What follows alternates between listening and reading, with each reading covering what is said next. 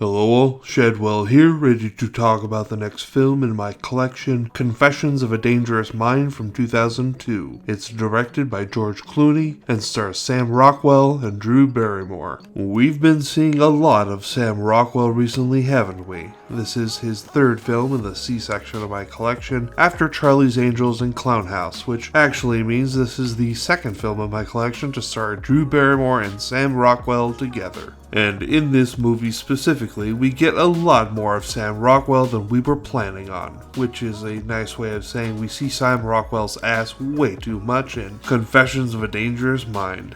The film is about the life of TV personality Chuck Barris, who created TV staples like The Dating Show, The Newlywed Show, and The Gong Show. But the film isn't just about those parts of his life, no, that would be too easy. The film is also about how in between work on those game shows, he did a lot of wet work for the CIA. None of which, of course, the CIA will take credit for, so we're actually left to decide for ourselves in the end if Chuck ever worked for the CIA or not. Ambiguity, my favorite. What is concrete is the TV personality thing, and even at that he was a somewhat polarizing figure, as there were just as many fans of Barris and his TV shows as there were haters.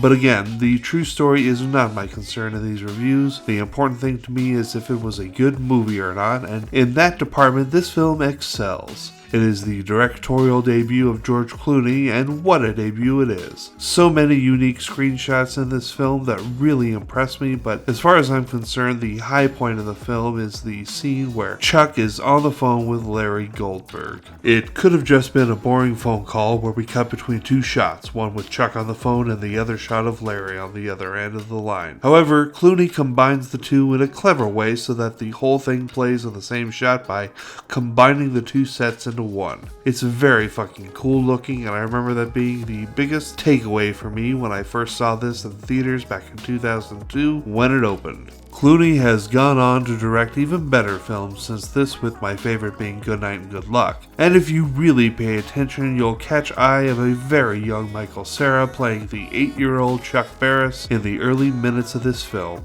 Sam Rockwell gives some incredible energy in this role, and it reminds me of why he is so good at what he does. I'm giving Confessions of a Dangerous Mind a B because it does use the F slur without the hard T, and that's only half a letter grade removed for that. Join me tomorrow when I go back to the 50 Drive Movie Classics with a film, Invasion of the B-Girls. See y'all then.